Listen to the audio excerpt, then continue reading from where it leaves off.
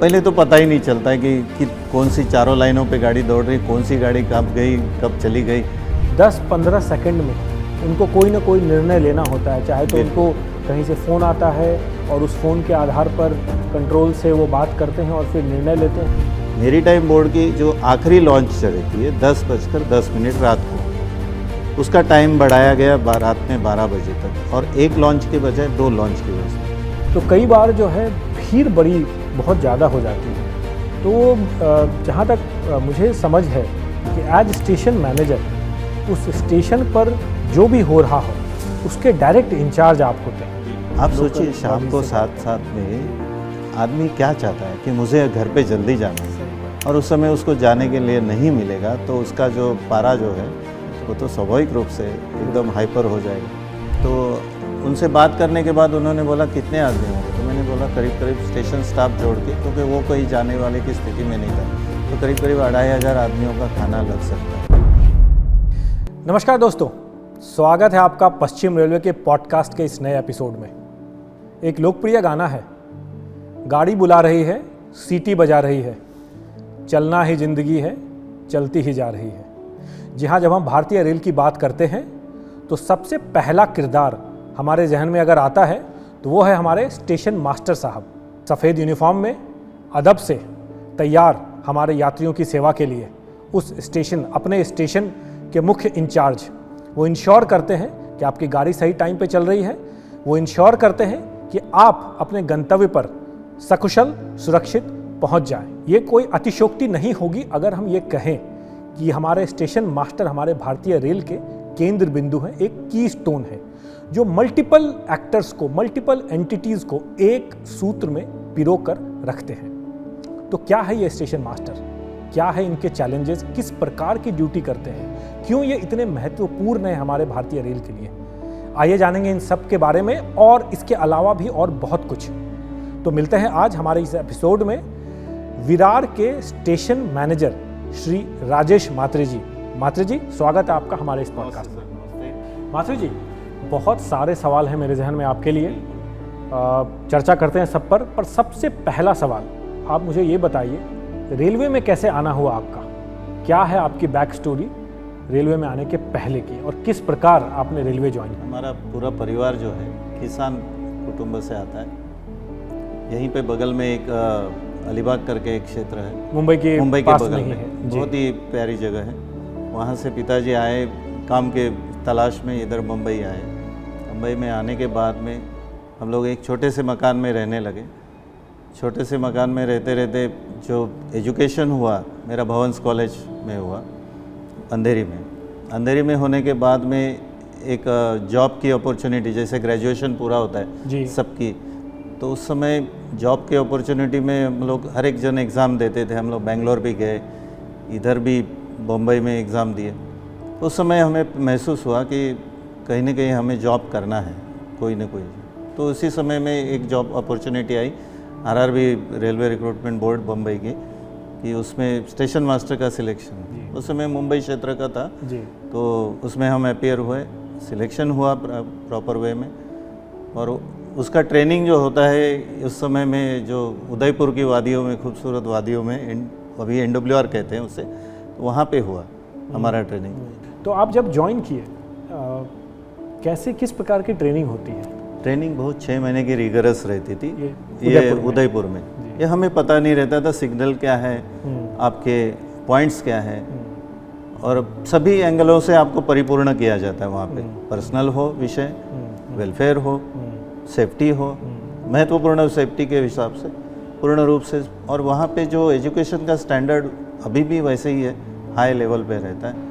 बहुत अच्छी तरह आपको मतलब पूरा कोर जो समझाया जाता है, ये चीज़ है कि ये चीज़ स्टेशन मास्टर को वहाँ पे लाइन पे जाने के बाद कुछ दिनों का लाइन ट्रेनिंग भी रहता है। लाइन ट्रेनिंग मतलब फील्ड पे भेजते हैं हमें कि बाबा जाके आइए, आप वहाँ पे देखिए कैसे वहाँ पे स्टेशन मास्टर नौकरी करते हैं, क्या है। बहुत बड़े बड़े टर्मिनल, रतलाम भेजा जाता है, कोटा भेजा जाता है, तो उस समय भेजा जाता था उस समय। तो हमारा जो पोस्टिंग हुआ पहला मुझे मिला वसई रोड में। सब लोग बोलने लगे अरे इतना तुमको वसई रोड मेरी मेरिट में आने के बाद, तो मैं उसको अलग एंगल से लिया कि इसमें सभी है, पार्सल है, आपको रिजर्वेशन देखने को मिल रहा है। सबसे बढ़िया इंटरचेंज पॉइंट है, वेस्टर्न और सेंट्रल रेलवे के अधिकारियों से रूबरू होने का मौका मिल पा रहा है। और लोको पायलट की जो समस्याएं रहती है, गार्डों की समस्या रहती है, उससे रनिंग रूम रहता है वहाँ पे, वो एक अलग अनुभव रहता है। तो वो चीज़ मुझे वहाँ पे सीखने के लिए मिली, जिसका अनुभव मुझे इतना मिल गया कि आज भी कभी भी कुछ भी इंसिडेंट होता है तो मेरे लिए वो नया नहीं रहता है। असिस्टेंट स्टेशन मास्टर जब वो पहली बार एक स्टेशन पर नौकरी अपनी शुरू करता है, कितना रिगरस काम होता है, किस प्रकार के उसके दायित्व होते हैं?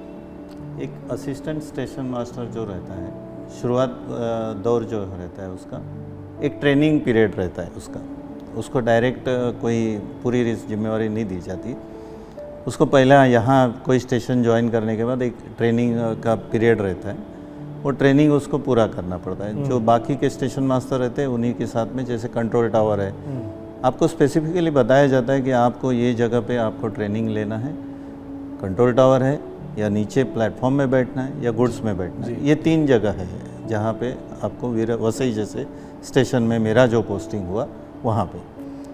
तो हमें पहले बताया गया कि आपको कंट्रोल टावर पे रहना है, तो कंट्रोल टावर में 7 दिन का ट्रेनिंग रहता है। तो 7 दिन का ट्रेनिंग में अंदर उनका ये कहना था कि आपको दोनों जगह देखना है। उस पर एक TSR करके रहता है। TSR एक कह रहता है कि ट्रेन सिग्नल रजिस्टर। तो आम आदमी को गाड़ियाँ जो जा रही है, पहले तो पता ही नहीं चलता है कि कौन सी चारों लाइनों पे गाड़ी दौड़ रही, कौन सी गाड़ी कब गई कब चली गई। आदमी अरे बाबा ये टाइम लिखो आप, ये बताया जाता है। दूसरा एक पैनल स्टेशन मास्टर रहता है, जिसकी भूमिका बहुत महत्वपूर्ण रहती है। वो वहाँ का एक कोर रहता है, आत्मा रहता है। वो पैनल जो है वो स्टेशन का, कहीं भी जाएँ आप, चर्चगेट में जाए या बॉम्बे सेंट्रल में जाए, वो एक पैनल किसी भी स्टेशन के पैनल कंट्रोल रूम में जाए, पैनल पे जाए, पैनल जो स्टेशन मास्टर रहता है वो बहुत महत्वपूर्ण भूमिका वहाँ पे निभाता है। जी। जिसको समय समय पे गाड़ियों का टाइम टेबल भी ध्यान रखना है, कौन सी गाड़ी को प्राथमिकता देनी है वो भी उसको नियोजन करना है, और साथ साथ में कंट्रोलर जो चाहता है उसकी सूचनाओं का पालन करना है। ये 3 मुख्य मोटे मोटे तौर पे उसको समझना है। तो आपने इतने सारे चीज़ें हमें बताई, मैं हमारे जो देखने वाले हमारे लोग हैं, दर्शक हैं, उनको मैं थोड़ा सा उनको भी ये समझ में आए। पहले तो ये बताइए ये जो पैनल है वो क्या चीज़ होती है, क्योंकि हर बार हम देखते हैं कि कोई एक स्टेशन मास्टर साहब उस पैनल पे खड़े रहते हैं और कुछ ना कुछ वो जल्दी ऑपरेट करते थे। क्या चीज़ है और क्यों ये इतना अहम है हमारे ट्रेन ऑपरेशंस के लिए? वो पैनल जो एक है अंग बोला जाता है कि उसमें सिग्नल तथा पॉइंटों का एक जमावड़ा रहता है। आप देखेंगे कभी भी एक जमावड़ा रहता है। जैसे कोई गाड़ी अगर विरार से चर्चगेट की तरह मूव ऑन होनी है या विरार से चर्चगेट से लेकर विरार तक जा रही है, तो पर्टिकुलर वो स्टेशन का जो एक रेडियस एरिया है वो उसी से नियंत्रित होता है। वो नियंत्रित होना वो स्टेशन मास्टर की ड्यूटी रहती है कि सिग्नलों के बटनों के द्वारा उसको प्रेस करने का, और तभी वो सिग्नल आता है। एक सेफ्टी डिस्टेंस भी रहता है 120 मीटर का, वो भी उसने जब तक वो क्लियर नहीं होगा तब तक वो पिछला वाला सिग्नल आएगा नहीं। बड़ा जल्दी वो ऑपरेशंस करते हैं, चाहे वो कोई बटन दबाना हो, और कई बार मैंने देखा है कि 10-15 सेकंड में उनको कोई ना कोई निर्णय लेना होता है। चाहे तो उनको कहीं से फ़ोन आता है और उस फ़ोन के आधार पर कंट्रोल से वो बात करते हैं और फिर निर्णय लेते हैं, या बटन दबाना। तो ये इस पे ज़रा करें कि एक साधारण व्यक्ति को बड़ा स्ट्रेसफुल वो नौकरी लगती है देख के किस प्रकार से इसको कोप अप करते हैं हमारे स्टाफ? इसको प्रशासन भी उन लोगों को जो ड्यूटी देता है 6 घंटे की, बड़े जो पैनल हैं सर, उनमें 6 घंटे का ही ड्यूटी दिया जाता है, क्योंकि उसको वर्कलोड जो है अपना वर्क स्टडी जो रहती है अपनी पर्सनल डिपार्टमेंट, बहुत इंटेंसिव काम है, बहुत इंटेंसिव काम है। इंटेंसिव रोस्टर ही उसका नाम दिया गया है। 2 रोस्टर काम करते हैं, इंटेंसिव कंटिन्यूस में 8 घंटा रहता है। लेकिन ये जो जहाँ पे ऐसा रिगरस काम रहता है तो वो व्यक्ति को इतना लोड है काम का, वो देखते हुए उसको 6 घंटा किया जाता है। क्यों इतना इंटेंसिव है? क्यों इंटेंसिव मतलब जैसे इतनी गाड़ियाँ का जो फ्लो है, वो व्यक्ति पर मिनट के अंदर क्या क्या निर्णय ले रहा है, कितने फ़ोन उठा रहा है, अटेंड कर रहा है, तो उसकी जो एक मैन पावर जो रहती है, सोचने की जो क्षमता है, उसको न्याय देने के लिए ये प्रशासन निर्णय लेता है कि 6 घंटे। तो आपने इस पद पे विरार से वसई रोड से शुरुआत की। उसके बाद आगे कैसे बढ़े फिर? वसई रोड में मुझे बहुत अच्छा अनुभव मिला काम करने का, सीखने का। जो बेसिक जो चीज़ें हैं, लोगों के साथ कैसे संबंध बनाएं, बढ़ाएं, इसका अनुभव मिला वसई रोड में रहने के बाद में। पिछला जो एपिसोड मुझे बहुत 2 चीज़ें मैं यहाँ पे मेंशन करना चाहूँगा। आप लोगों की अपेक्षाएं ज़्यादा जो रहती है आपके प्रति कि हमें ये सुविधा चाहिए, वो सुविधा चाहिए, तो उस समय लोग आपसे क्या एक्सपेक्ट करते हैं, ये निश्चित रूप से आपको मालूम पड़ जाता है। रेलवे तो अपनी जिम्मेदारी पूरी तरह से निभाती ही है, पर साथ में जो रेलवे के बाहर के एजेंसीज़ हैं, चाहे वो इंडिविजुअल्स हों, चाहे वो संस्था हों, कई बार हमने देखा है कि इस प्रकार के इवेंट में जब कोई अप्रिय घटना घटती है या गाड़ियाँ जो है हेल्ड अप हो जाती है किसी स्टेशन पे, तो यात्रियों की सपोर्ट के लिए रेलवे के साथ कंधे से कंधा मिला के रेलवे के बाहर के भी एजेंसीज़ जो हैं कई बार रोल निभाते हैं। अगर कोई ऐसी आपके जहन में याद आ रहा हो, आपको ऐसी कोई घटना कभी हुआ हो जहां आप एज ए स्टेशन मैनेजर आप इंचार्ज रहते हैं और आपने रेलवे के बाहर के एजेंसीज़ के साथ कोऑर्डिनेशन में ऐसी कोई जो है इवेंट इंश्योर किया हो कि हमारे यात्रियों को जो है सपोर्ट मिला हो, इसके बारे में अगर कुछ बता पाएँ आप। वसई रोड में अभी 2018 में पूरा कमर तक पानी भर, एक मानसून के दौरान जी 2018 की बात है, मैं करीब गलत नहीं होगा तो 2018 की बात में ऐसा मालूम पड़ा कि लोगों में एक सिकंदराबाद गाड़ी आई थी, है ना, सिकंदराबाद गाड़ी। तो उसके पैसेंजर्स वहीं पे रुके रहे क्योंकि गाड़ी हम आगे भेजने की कंडीशन में ही नहीं थी। कमर पटरी पे पानी पड़ा, पटरी पे पानी भरा, वाटर लॉगिंग के कारण। तो वहाँ पे एक गुरुद्वारा था, तो गुरुद्वारा से मुझे हेल्प मिली। मैंने उनके ग्रंथी साहब जो मेन हेड रहते हैं उनके गुरुद्वारा के, उनसे संपर्क किया। तो उस समय NDRF के तरफ से भी खाना आने वाला था, वो नेशनल डिज़ास्टर वाला, मतलब इतनी लेवल पे ये थी। तो उनसे बात करने के बाद उन्होंने बोला कितने आदमी होंगे, तो मैंने बोला करीब स्टेशन स्टाफ जोड़ के, क्योंकि वो कहीं जाने वाले की स्थिति में नहीं था, तो करीब 2500 आदमियों का खाना लग सकता है, जो ग्रंथी साहब को बोलने के बाद 12 बजे तक आपको प्रोवाइड करवा देंगे। और आप यकीन मानिए 12 बजे तक वहाँ पे जितनी भी गाड़ी हो, द्रोण में उन्होंने सब कैरी करवा के लेके आए सबको, मतलब छोटे छोटे बच्चों को दूध की व्यवस्था, बिस्कुट की व्यवस्था, दोपहर में भी इनके लिए चाय की व्यवस्था, ये सब व्यवस्था आपके केवल एक को इसके किसी को पेमेंट नहीं देना पड़ा, लेकिन उन्होंने व्यवस्था की है मानवता के आधार पे। ये एक महत्वपूर्ण भूमिका वो स्टेशन मास्टर वहाँ पे जो रहने के बाद जो संपर्क स्थापित करता है, उसके कारण ये आप कर सकते हो। बहुत बिल्कुल, ये बहुत इंस्पिरेशनल आपने स्टोरी सुनाई। हमारे जितने भी ये स्टेशंस हैं, जो बड़े स्टेशंस हैं जहाँ बहुत सारे लोग आते हैं, तो कई बार जो है भीड़ बहुत ज़्यादा हो जाती है। तो जहाँ तक मुझे समझ है कि एज स्टेशन मैनेजर उस स्टेशन पर जो भी हो रहा हो उसके डायरेक्ट इंचार्ज आप होते हैं, और क्राउड मैनेजमेंट भी एक बहुत बड़ा जो है आपका दायित्व रहता है। तो अपने स्टेशन के और अपने इस तरह के जो अनुभव रहे हैं, इसके बारे में बताएं कि कभी ऐसा हुआ हो कि बहुत ज़्यादा क्राउड हो गया हो किसी भी कारण से, और फिर कैसे आपने और आपकी पूरी टीम ने उसको मैनेज किया। बोलते हुए बहुत हर्ष हो रहा है। 2022 और 2023 ये 2 क्रूशल डेज मतलब ईयर है मेरे लाइफ के। मेरे लिए भी एकदम व्यक्तिगत नया अनुभव था। चरनी रोड स्टेशन पे, जैसे आप जानते हैं कि जिन लोगों को लालबाग के राजा का मुंबई में दर्शन मिलता नहीं गणपति के दौरान जी, तो हमारी ड्यूटी वहाँ पे लग गई। मैं जबकि विरार में ही था, मुझे आदेश मिला कि आपको यहाँ पे क्राउड मैनेजमेंट के लिए आना है। मतलब इतनी ज़्यादा वहाँ पे भीड़ होती है, भीड़ बहुत आसपास से जो हमारे मैन पावर है, जो हमारे वहाँ पे सेंट्रलाइज करने पड़ते हैं, कुशल हमारे स्टेशन मैनेजर से उनको बुलाया जाता है। पहले दिन के दोपहर में 3 बजे के बाद से लेकर अगले दिन तक विसर्जन जब तक उसका होता नहीं पूरा राजा का, तब तो इतने लोगों की आस्था का विषय है। ये लोगों की अपेक्षाएं उसमें जुड़ी हुई रहती है कि हमें जल्द से जल्द वहाँ पे जाना है चौपाटी में, जी है ना। उस समय बाहर का ट्रैफिक मैनेजमेंट अलग है, लेकिन अपने को मालूम पड़ता है कि यहाँ पे गाड़ी का ठहराव और 1 आध मिनट बढ़ा दे, तो उस समय कंट्रोल से बात करके वहाँ के अधिकारियों से विश्वास में लेके, हाँ बिल्कुल एकदम बहुत बिल्कुल। तो वहाँ से 2 मार्ग है और एक तीसरा जो स्ट्रेट है, और वेस्ट डायरेक्शन में ही ज़्यादा चरनी रोड में ट्रैफिक जमा होता है समुद्र की तरफ। हाँ बिल्कुल, आपको ऐसा लगता ही नहीं कि हमने दोपहर में 3 बजे से लेकर दोपहर में अगले दिन तक 12 बजे तक ड्यूटी किया करके।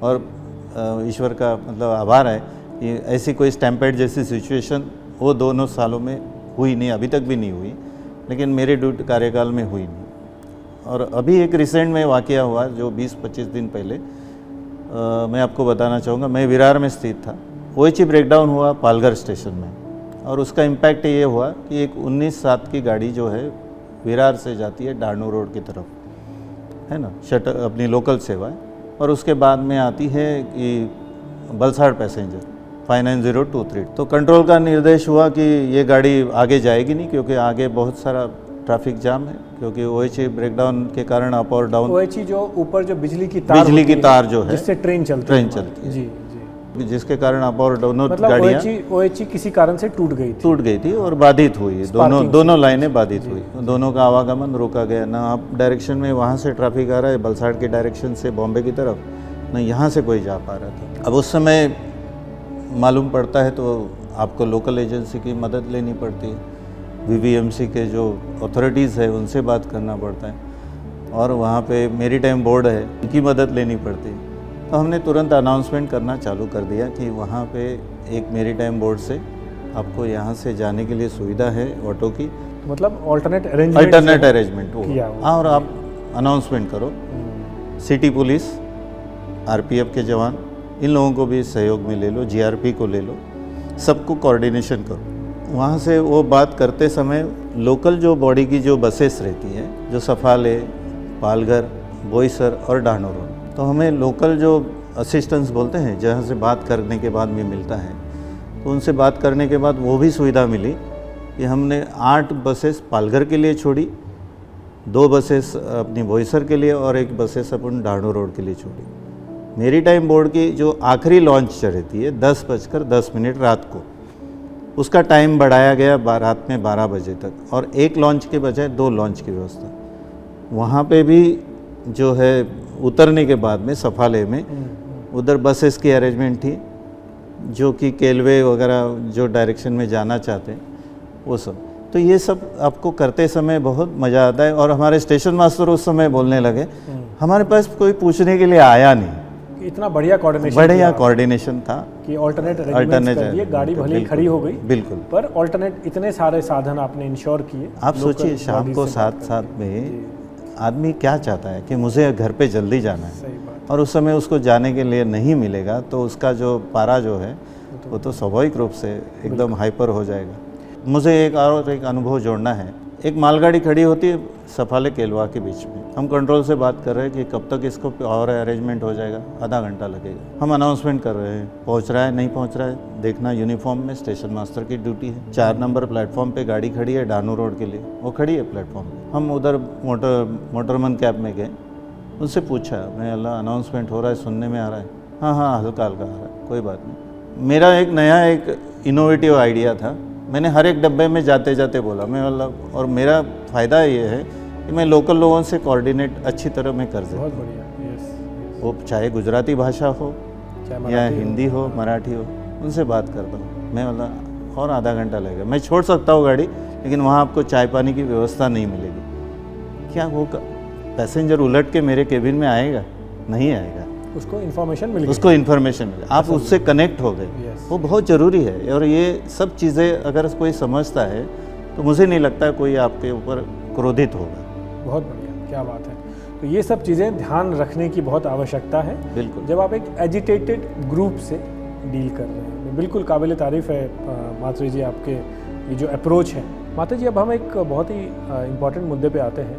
आप अभी विरार स्टेशन को हेड करते हैं, बिल्कुल, उसके मुखिया हैं। तो हमने सुना है विरार स्टेशन का भी पूरा रीडेवलपमेंट होने वाला है, बिल्कुल, और शायद उसका कुछ कार्य ऑलरेडी शुरू भी हो चुका है। कैसा होने वाला है विरार का हमारा स्टेशन, इसके बारे में थोड़ा हमें शेयर करें। विरार स्टेशन एक सर नए रूप में एक जन्म ले रहा है एमआरवीसी के माध्यम से। कोई भी प्लेटफॉर्म से कहीं भी आ जा सकता है आदमी, ये व्यवस्था वहाँ पे रखी है हमने।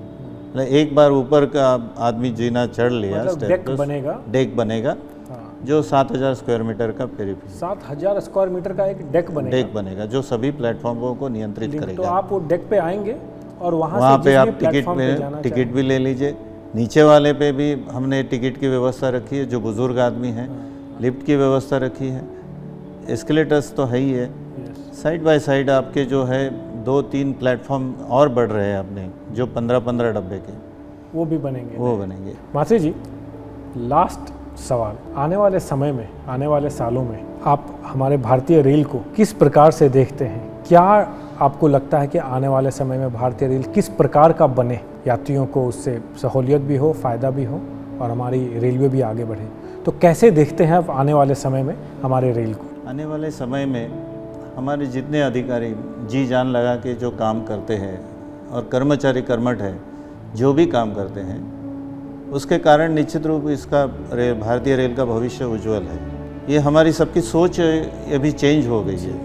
हमें सभी अधिकारियों की, नीचे के काम करने की, लोगों की, कर्मचारियों की, ये हमें ये करना है, डेडिकेटेड रहना है, क्योंकि लोगों की जो अपेक्षाएं हैं ना, वो आपको पूरी करनी है। कभी भी आप देखेंगे तो लोगों की अपेक्षाएं आपको पूरा उतरना ही पड़ेगा, और जब तक आप नहीं उतरोगे पूरा, तो आपका भविष्य मुझे नहीं लगता है कोई ये है, और उसमें आप फिर रेस में पीछे छूट जाओगे। पर जैसा दिख रहा है कि जिस तरह से ट्रांसफॉर्मेशन हो रही है हमारे रेल की, बिल्कुल भविष्य तो बहुत उज्जवल है। बहुत उज्जवल, और बहुत चीज़ें तो इसमें से ऑलरेडी हम देख भी पा रहे हैं। माथुर जी, आप हमारे इस एपिसोड में आए और हमें और हमारे जो देखने वाले हमारे दर्शक हैं उन सब का ज्ञान बढ़ाया, रेलवे के बारे में चर्चा की, पश्चिम रेलवे के जितने भी जो हमारे मुंबई एरिया में जो कार्य होता है उसके बारे में हमें बताया। इन सब के लिए आपका बहुत बहुत धन्यवाद माथुर जी, थैंक यू सो मच। मैं भी आपका धन्यवाद अदा करना चाहूँगा कि मुझे ये अपॉर्चुनिटी मिली, कि मुझे मेरा पक्ष रखने को मिला आपके माध्यम से। Thank you so much. नमस्कार। तो मित्रों, आशा है आपको यह एपिसोड पसंद आएगा। आपको अगर किसी भी प्रकार की कोई भी सवाल हो, कृपया कमेंट सेक्शन में लिखें। पश्चिम रेलवे के सोशल मीडिया प्लेटफॉर्म्स के जितने भी हैंडल हैं, कृपया उनको लाइक करें, सब्सक्राइब करें। मिलते हैं ऐसे ही खास एपिसोड के साथ अगली बार, तब तक के लिए नमस्कार।